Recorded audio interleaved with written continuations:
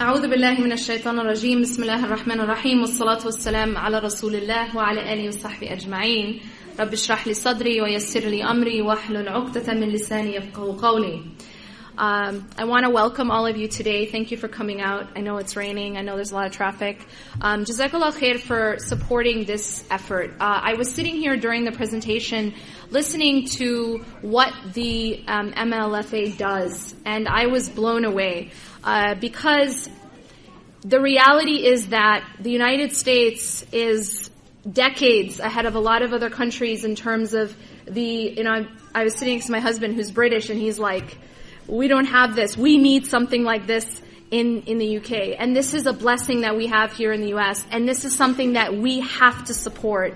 Because the reality is that there is a witch hunt. And you guys know this. We know that there is injustice happening. And if we allow that injustice to happen, it will only grow. The thing that I love about what this organization is doing is that they're setting precedents. So we are sending a message that it's not okay to do these things to Muslims.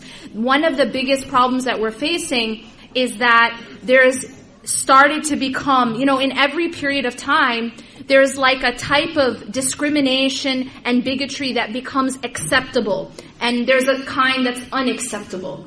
And the problem is that, yes, we've gone through times where it was acceptable to discriminate against African Americans. It was acceptable. It was something that it was normal. There was a time when it was acceptable to discriminate against Japanese Americans.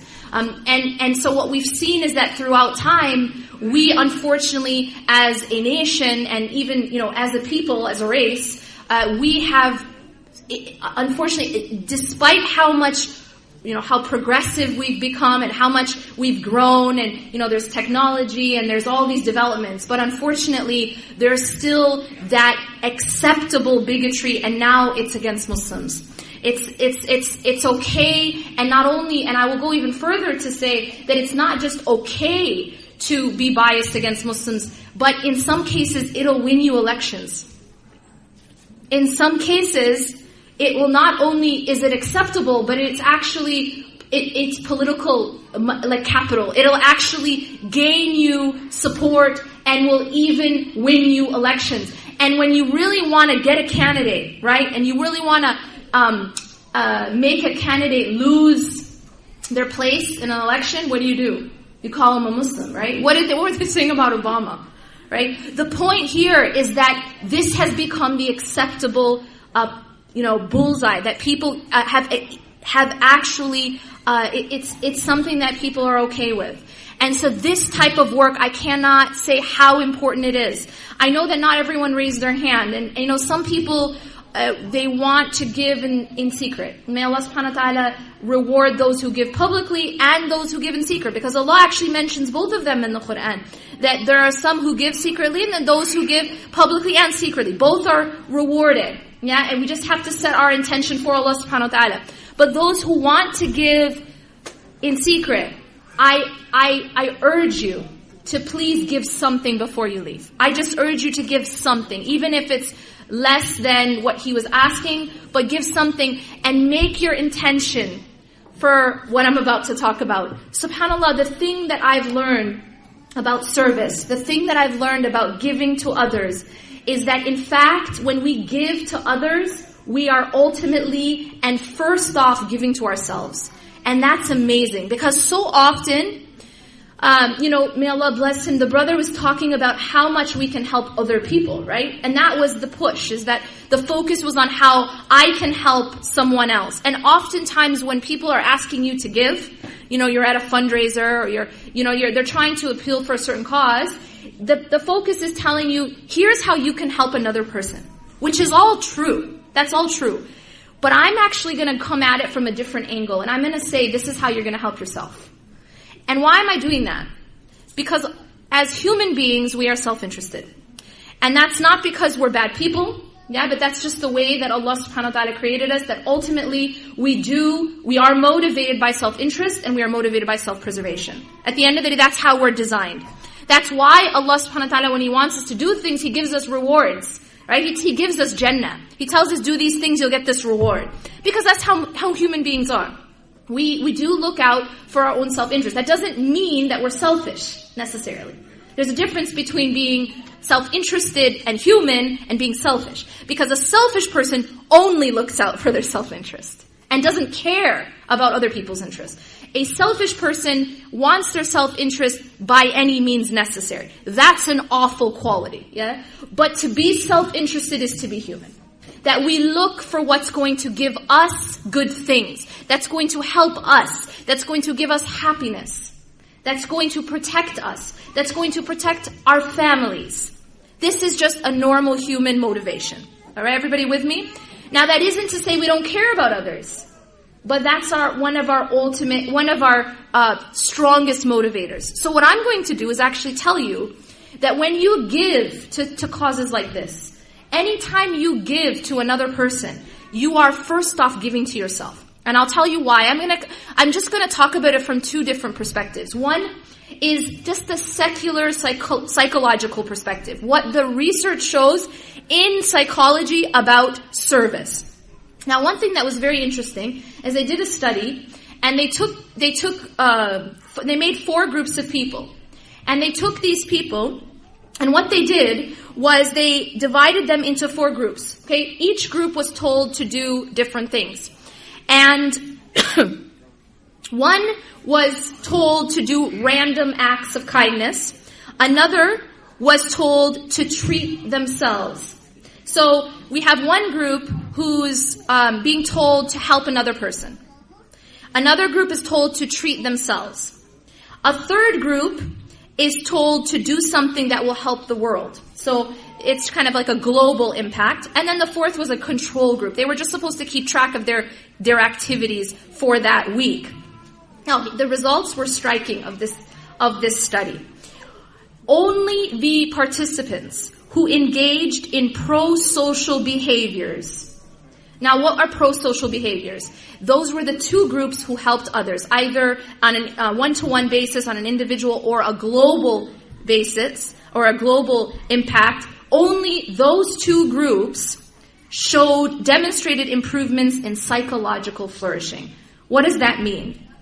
They were shown to have increase in their own positive emotions. And this actually increased from one week to another. What is this talking about? What this is talking about is this, that when you take people, and a lot of times if you ask a person, what's going to make you happy? Actually, they've done studies where they ask groups of people. They did one study where they asked millennials. Most people in this room are millennials, okay? Millennials are y'all who are around teenage to 20s, yeah? They asked millennials, what's your number one goal? What's your number one goal? More than 80% of millennials said to make money. Fair enough, okay? More than 50% said to be famous. Okay, so what's happening here is that the vast majority of people believe that what's going to make them happy, because ultimately what are we looking for in life? We're looking for happiness. We're looking for well-being. That's what motivates human beings. So the vast majority of people believe that happiness actually is in money and fame. That these are the things that are going to bring us happiness. But what's very striking is that when they study happiness, when they actually look at the reality of happiness and the reality of well-being, they find that it has nothing to do with wealth and it has nothing to do with fame. There's something else that's related to happiness. And that's what I'm going to talk about. What is that? So researchers say that about 40% of our happiness is inherited. Okay? It's sort of like it has to do with your genes, etc. So about 40% in there. And about 10% is having to do with like safety, food, that you're okay. But that leaves 50%, which is sort of controlled by us, by our behaviors, by our thinking. Fair enough? Now, what are the things they found that increase happiness in that 50% that we have control over, essentially, yeah, more or less? One of the most decisive factors that they found again and again in increasing happiness is helping other people. It's pro-social behaviors. It's helping a person in need. It's volunteering. It's giving to another person.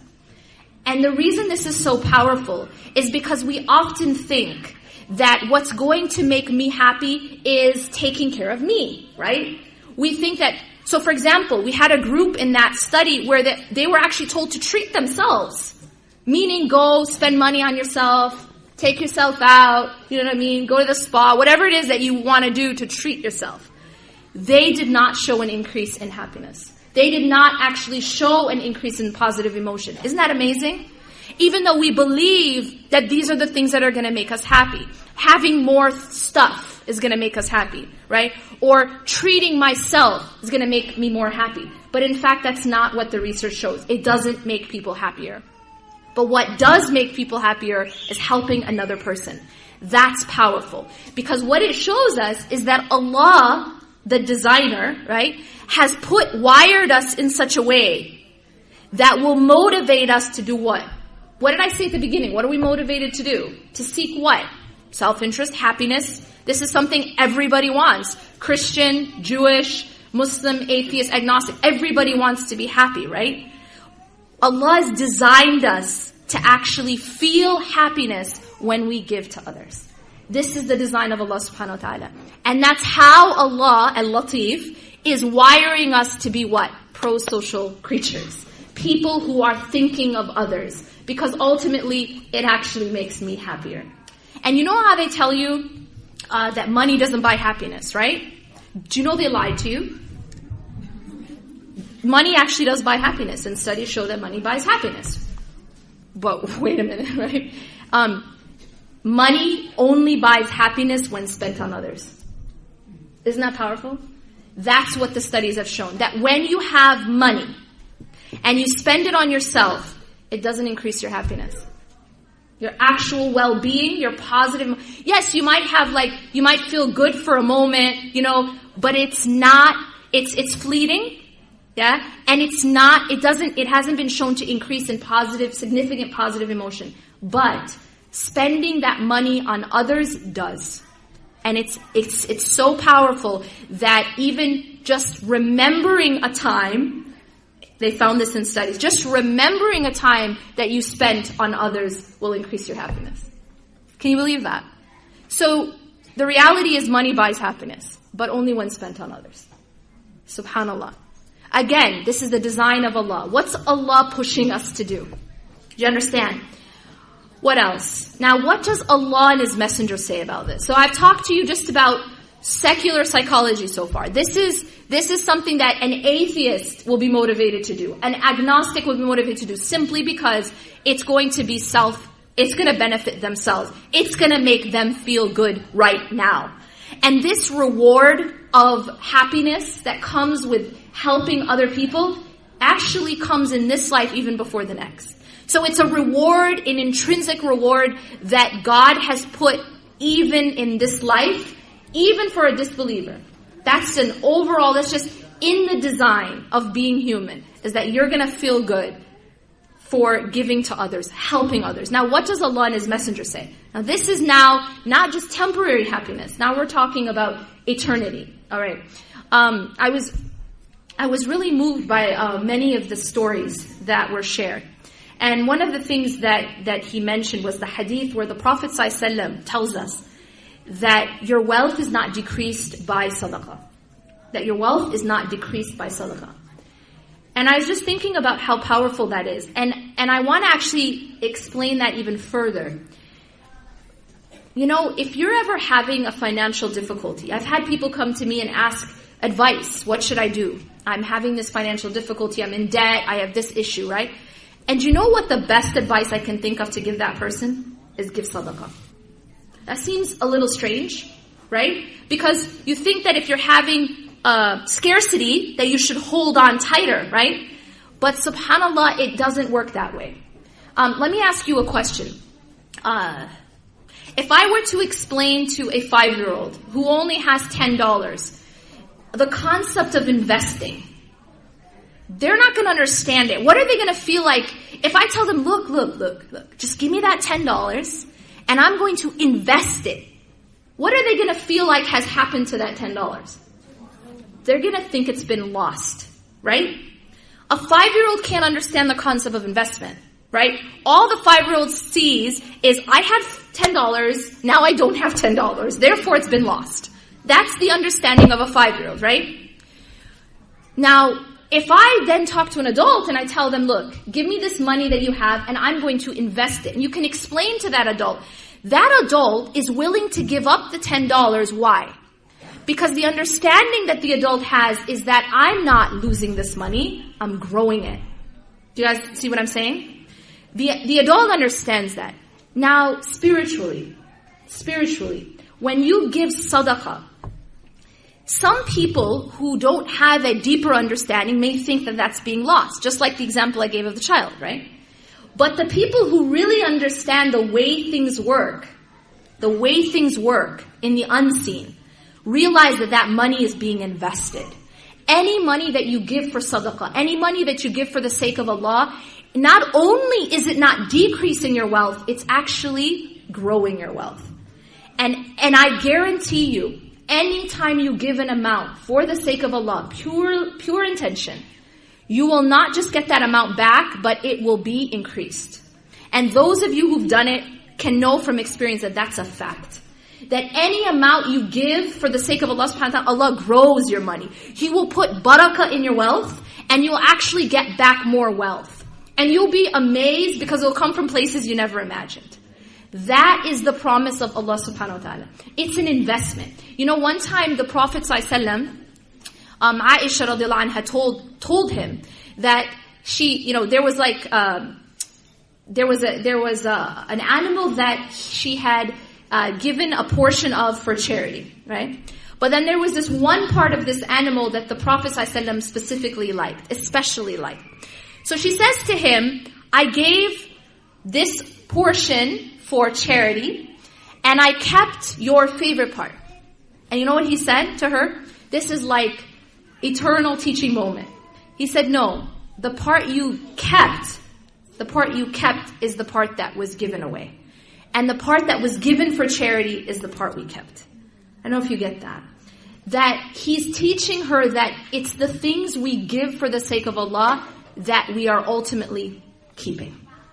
The stuff that we give for the sake of Allah is what we ultimately hold on to. And it's the things that we hold on to that we're ultimately going to lose. You know why? Because كُلُّ مَنْ عَلَيْهَا فَانٍ.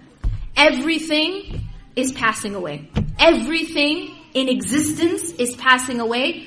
وَيَبْقَ وَجْهُ رَبِّكَ ذُو الْجَلَالِ وَالْإِكْرَامِ. There's only one thing that's remaining, and that's the face of Allah. That is وَجْهِ رَبِّكَ. And anything I do for وَجْهِ رَبِّكَ, anything that I'm doing for Allah, there's the only thing that's remaining. And everything else is passing away. Because at the end of the day, no one goes into their grave with their wealth, right? Another lie. You actually do go to your grave with your wealth. But which portion of it? This is deep. Because the Prophet ﷺ says that all of the actions of the children of Adam are done once you die, right? Everything is done. Except there's 3 things that continue to go with you to your grave. There's 3 things that actually continue to go with you in your grave. And do you know what one of them is? Something called Sadaqah Jariyah. Sadaqah Jariyah is a charity that you gave while you were in this life that continues to benefit others even after you go to your grave. These are the types of charities where you're investing in an institution, in something that even after you pass away, it's going to keep helping people. Something like this organization. So the reality is you are going to your grave with your wealth, but only the portion that you gave for the sake of Allah. Isn't that amazing? But all the rest that you held on to, that's the part that doesn't go to your grave. So that's a different way of thinking. And now what I'm saying to you, again, now I'm talking to you as a self-interested human being, because human beings are this way. What else do we need as human beings? I'll tell you something we need desperately as human beings, and that is safety. Human beings need safety. Not only do we need safety in this life, but even more importantly, we all desperately need safety in the next life. Everyone agree? Everyone pretty much agree? If there's any place that we need protection, it's going to be when we stand in front of Allah subhanahu wa ta'ala. Am I right? So if I'm as a human being and I'm thinking logically, right? I'm thinking, you know what? I really need to be safe on a day when children are going to be so terrified they're going to turn gray. When mothers are going to be throwing their own children, even the ones they're nursing. This is real. This is real. It's not just a concept. This is actually going to be.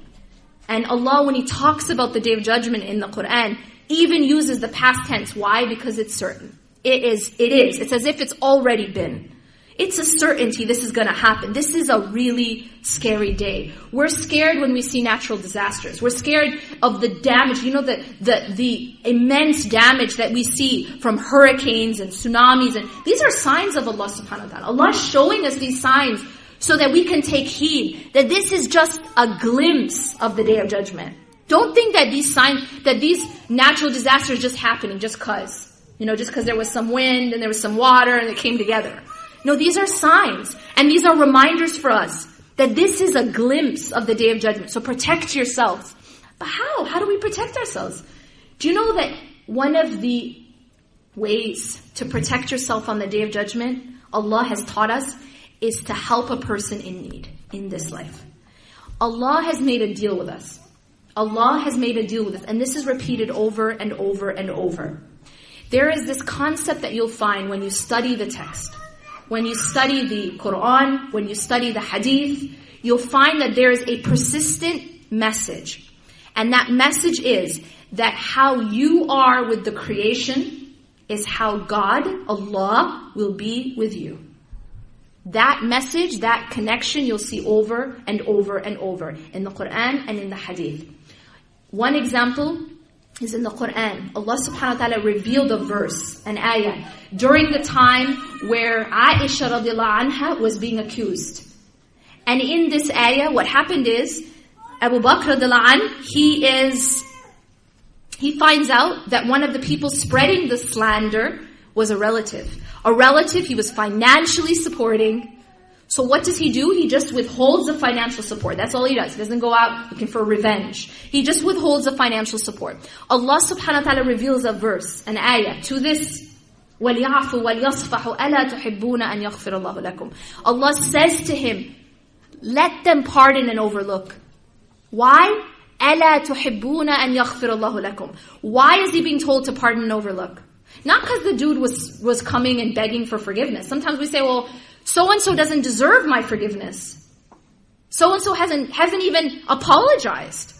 But this wasn't what Allah is saying. Allah isn't saying, but he apologized, but he feels bad, but he is remorseful. No, it actually had nothing to do with the relative. He said, أَلَا تُحِبُّونَ أَنْ يَغْفِرَ اللَّهُ لَكُمْ. Do you not love for Allah to forgive you? Do you see what Allah's teaching us here? Take the person out of the equation. You are being good to this relative not because the relative deserves it, but because then Allah will forgive you. So this transaction now is being focused on you and Allah. It's not even about the other person. Do you understand? It's actually about you and Allah. You want the forgiveness of Allah? Who doesn't want the forgiveness of Allah? Do you want the mercy of Allah? Well, let me put something into context for a second. Do you know that no one will enter paradise without the mercy of Allah? Do you know that no one will enter paradise by only their deeds?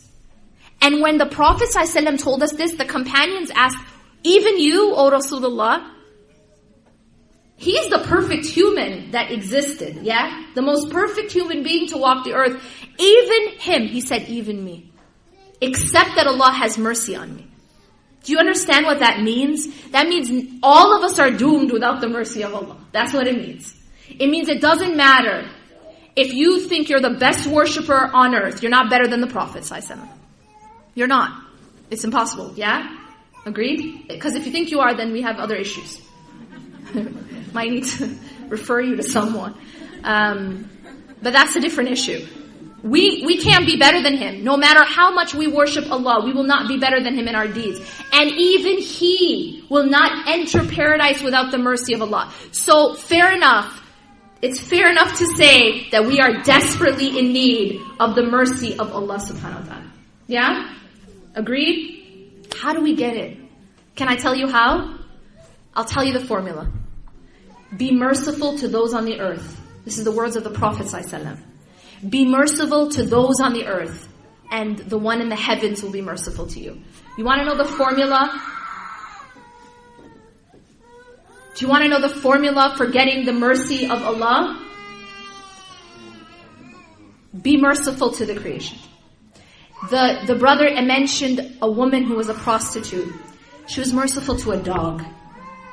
And she got the mercy of Allah from that. What about being merciful to a human being? A woman who didn't show mercy to a cat. She actually abused a cat. And she went to hellfire for it. So the reality that we have to understand is this. You and I need something desperately, and that is the mercy of Allah, the forgiveness of Allah, the protection of Allah. And we're being told how to get that. Be merciful to people. Help people, and I'll help you. Allah's saying this. This isn't me making a deal with you. You know what I mean? I can break my promise. I hope I wouldn't. But I'm a human being. Allah doesn't break His promise. Allah doesn't break His deals. If He makes a deal, He keeps His deal, right? This is the deal of Allah. You help people, I'll help you. You're merciful to people, I'll be merciful to you. He specifically says that if you help a person in need, Allah will help you when you're in need on the Day of Judgment. I think that's reason enough. We're not talking about a tsunami here, right? When you're in the middle of a tsunami, may Allah protect us all. When you're in the middle of an earthquake or a hurricane, you will do anything. You will give anything for protection. In fact, on the Day of Judgment, people will say, here's my kid, here's my child, here's my baby. Just save me. Do you know people will say that? It's in the Quran. They will actually offer their own children, their own spouses, their own parents, just to protect themselves. And Allah is telling us, here's how you can get protection. That's how desperately we're going to want protection. It's that you helped people in this life. You were someone who helped a person in need, so I will help you when you're in need. So you see now, when you go and help someone, when you go, these people, my heart broke when I heard that story about that boy who was abused. I mean, when you help someone like that, can you imagine how much Allah will help you? And ultimately, yes, you're helping that person, but you're helping yourself. The Prophet ﷺ tells us in a very powerful hadith, the most beloved people to Allah. Now listen, for a second, I'm going to pause there. If I asked you this question, who's most beloved to Allah? Most people will think of a person who spends their nights and days in the masjid, right? Nights and days reading Quran, right? Who has a certain look about them, right? Big beard, short pants, big abayas, long, you know what I'm saying? We have an image of what is righteousness looks like. And if I ask you who is the most beloved to Allah, you're going to think of a person who lives and sleeps and breathes in the masjid, right? You know what Allah says? He tells us, or the Prophet ﷺ tells us, that the most beloved people to Allah, watch this, are those who help and benefit others the most. Those are the most beloved. You want to be beloved to Allah? Yeah, obviously. Be the most helpful, benefit others the most. Those are the most beloved to Allah subhanahu wa ta'ala. And the most beloved action to Allah. Now we're thinking, okay, i'tikaf, right? We're thinking salah, day and night. We're thinking fasting, right? We're thinking these things, these ritualistic things, which are very beloved to Allah. But what's most beloved to Allah in terms of action, look what the Prophet ﷺ says. He says that the most beloved actions to Allah is pleasure and happiness that you cause to enter the heart of a Muslim. Look at the mercy Allah has. That He's saying, even over the ritualistic worship, is just to be good to each other. Is to be compassionate, to be merciful, to be helpful, to protect one another. To be merciful to the creation is the most beloved action to Allah subhanahu wa ta'ala. To put happiness in another person's heart. And, watch this, to cause that happiness to enter the heart of a Muslim, or to solve one of his problems. What is this organization doing? This organization is full-time solving Muslims' problems. Yeah? When we support that, we are doing the work that Allah loves most. And that's what this hadith is saying. To solve the problem of another Muslim, or to pay off his debt, or to prevent him from being hungry, or, now watch this. The Prophet ﷺ, and this is something that the brother Khalil referred to and alluded to. This is the part of the hadith that always blows me away. The Prophet ﷺ says that working to help my Muslim brother or sister is more beloved to me than making i'tikaf in the masjid. And he's pointing to this masjid. He's not in this masjid. Which masjid is he standing in? Masjid al-Nabawi. You know the one where one prayer is equal to 1,000 in the other masjid? That masjid. The one that we save up our entire lives to just go once to. And people all over the world, literally who can't even walk, will go from every corner of the world, save up all their savings just to spend, a day in that masjid, just one prayer in that masjid. And he is saying that it is more beloved to me to help my brother or sister in need than to do i'tikaf in this masjid for 1 month. The entire month. Do you understand now the perspective? This is Islam. Unfortunately, we've made Islam very ritualistic. We've made Islam about just praying and fasting. But we have forgotten that Islam is about service. Yes, we pray and fast. This is Allah's right. But you see how Allah has put even this over that, where He has put the service to other people even higher in His eyes than the ritualistic things. To me, that just blows my mind. Because it shows us that Islam is not just a religion of praying and fasting or going to the masjid or just worshipping Allah in a room. But that Islam is about service. And every messenger came. Yes, they did the rituals, but they came to serve people. They came to serve people. And I'm going to tell you something else that's really deep. The rituals, you'll find that when you study, for example, one of the first revelations given to the Prophet ﷺ, Surah Al-Muzammil, Surah Al-Muddathir, the Prophet ﷺ is being told to do something. He's being commanded, قُمِ اللَّيْلَ إِلَّا قَلِيلًا. So he's being told to stand and pray at night. Yeah, this is one of the first revelations. This is what he's being told to do. This is training. قُمِ اللَّيْلَ إِلَّا قَلِيلًا. And then he's being told how much and how. And then he says, إِنَّ لَكَ فِي النَّهَارِ سَبَحًا طَوِيلًا. Allah says because you got a lot of work to do in the day. Do you understand the formula? You need to pray at night because you have a lot of work to do in the day. It isn't about praying at night and sleeping in the day. Make sense? Islam didn't come to just be rituals so that we do these rituals and then we go to sleep. And we say we did our part. But subhanAllah, the rituals have come to train us to do the service for people and for the community and for the world. That's actually what we're taught. So we have to move away from this just idea, this compartmentalizing of Islam. That religion is that I'm praying and I'm fasting, I'm reading the Quran. I may read it cover to cover 10 times in Ramadan. But am I living it? Am I living it? Am I going out and serving people? Am I reading the Quran cover to cover but not caring about people? Not being merciful to people, not being compassionate to people, not seeing someone in need and trying to do something about it, then that means I've missed the point. I've missed the point of what I'm reciting. And I might have even memorized it. And I have it decorated on my wall and on my neck, right? But I've missed the point if I'm not using that training of those rituals to make me a better person for humanity, to help other people, to serve others. When someone is down, putting my hand out to help them. Unfortunately, we go to the masajid and we read and we memorize, but then we use those things to knock people down. We see someone struggling. Unfortunately, this is a problem we have. We see someone drowning, and all we do is we criticize them for drowning, and maybe even push them down more, instead of just reaching and trying to help them come back up. You know what I mean? We're very judgmental, And unfortunately, we've lost this sense of compassion and this sense of service and mercy for others. But we have to come back. What is it that Allah subhanahu wa ta'ala really wants from us?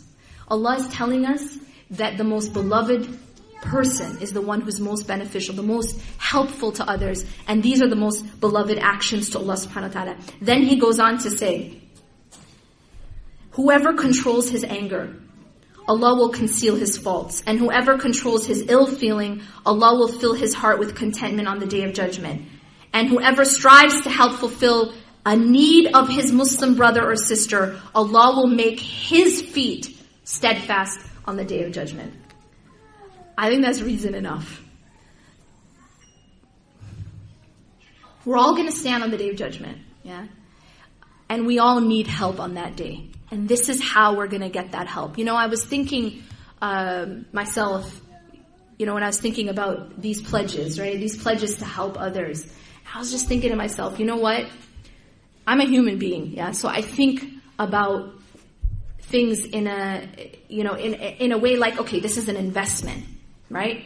And one of the things I'm being really honest here. One of the things I'm thinking when I think about supporting an organization like this, I'm thinking that my intention is to help these people so that Allah can help me and protect me from any of these calamities. And that's honestly what charity does. The Prophet told us this, sallallahu alaihi wasallam. He said, one of the best ways to protect yourselves and your families from calamity is through charity. It becomes a block from calamity. If you're worried about getting it, I heard the story of that mother and my heart sank. That to go and see her son in that situation, in a pool of blood, because the person taking care of him decided to beat him up. I couldn't even imagine. I can't put myself. I for a moment put myself in her place, and I'm thinking what she's going through, and I'm thinking, Allahumma inna nas'aluka al-afiyah, right? We then immediately ask Allah for protection from ever being in such a situation, and this is how we can protect ourselves. Right? Ultimately, we want to protect ourselves and our own families and our communities from this ever happening again. أقول قولي هذا واستغفر الله لي ولكم إنه غفور رحيم سبحانك الله وبحمدك أشهد أن لا إله إلا أنت أستغفرك وأتوب إليك جزاكم الله خيرا. I want to I think I can take a couple questions, a few moments if there's anybody who wants to ask anything or share any reflections before we close. Yes.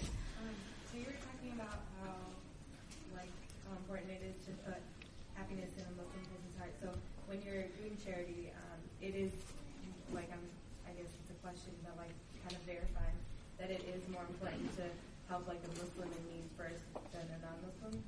Well, the reality is that even, like I said, these people who, like this woman who helped a dog, right? It's an animal. It's not even a human being. So obviously you're rewarded for helping any of the creation. But ultimately, obviously, our brothers, even when it comes to sadaqah and it comes to zakat, there are priorities. But all is rewardable, inshallah, if you have the right intention.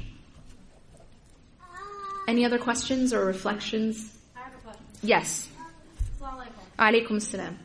I wanted to know, how do we are struggling so much to get young people to volunteer at our masjids. We do event after event. I ask people, I ask their parents, I talk to them personally when I see them in social gatherings. And it seems like the parents and the children are just concerned with dunya, with getting into a good college so they can make money and then they can buy a house. And the parents are indulging them with the idea that in the long run, my child will be able to donate. But how do you teach them to go out? How do I help my community? We need volunteers and we can't get them. Yeah. So how do you manage to do that? Because you're here telling us, and everybody's nodding their heads, but I don't see their children at our own masjid helping out. Right. Okay, well, there's two sides to this question. One side is to motivate, from the perspective that I'm going from, which is to motivate the volunteer, saying that this is the benefit of volunteerism. And in fact, this is actually one of the things that's been used to even treat things like depression.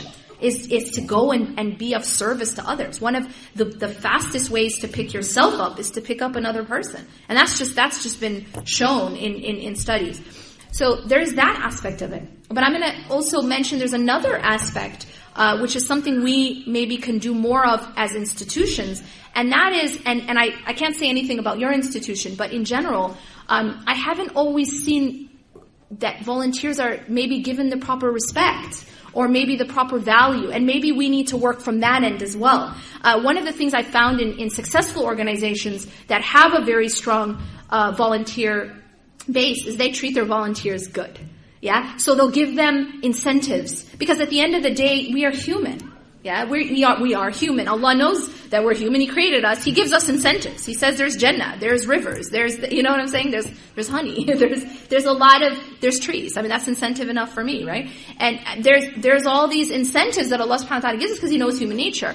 And I think that as institutions, from an institutional perspective, because I think you're coming from an institutional perspective, obviously, from that perspective, like I said, the organizations I've seen that have very strong volunteers base is that they do treat their volunteers very well. It becomes an honor to be a volunteer. Al-Maghrib is one of them. Yeah, Al-Maghrib Institute has this, they have this model of a lot of respect given to the volunteers. So people become, like, I'm the Amira. Yeah, I'm the Amir. It's a respect that's given, even though the Amir and the Amira are completely volunteer. This is an organization run completely, every qabila is run by volunteers. These people are not paid. And yet, mashallah, they take ownership over that work because they're given that respect. And I think that's very, very important. There are other organizations, I work with an organization in the UK called Al-Buruj, and again, very, very strong. One of the things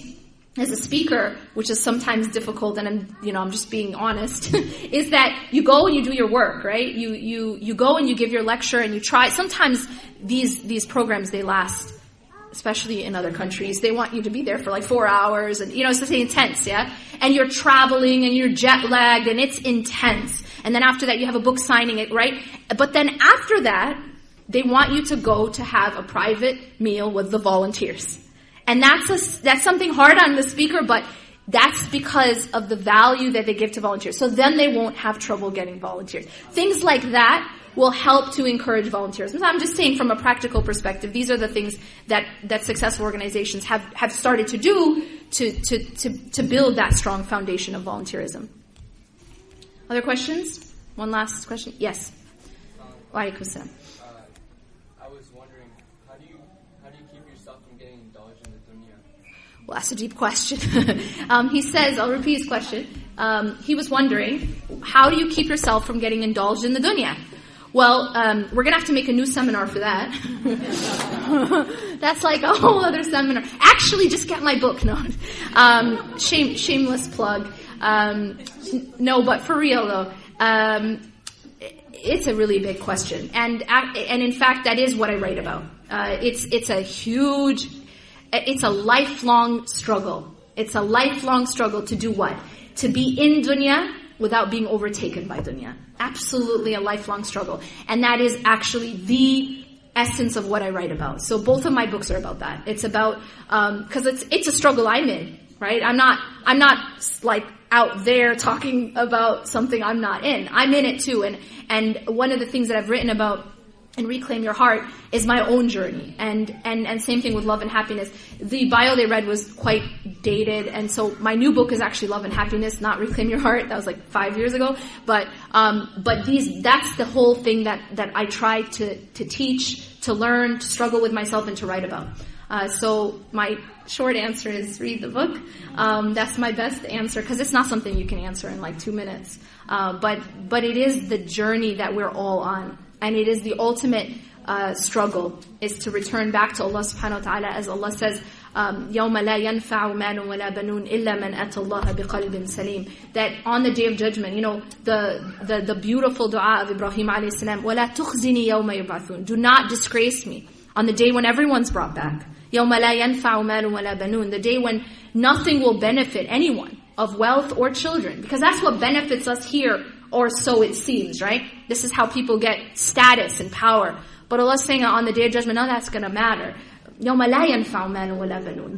That wealth and children was a sign of power. Yeah, it's a symbol of power.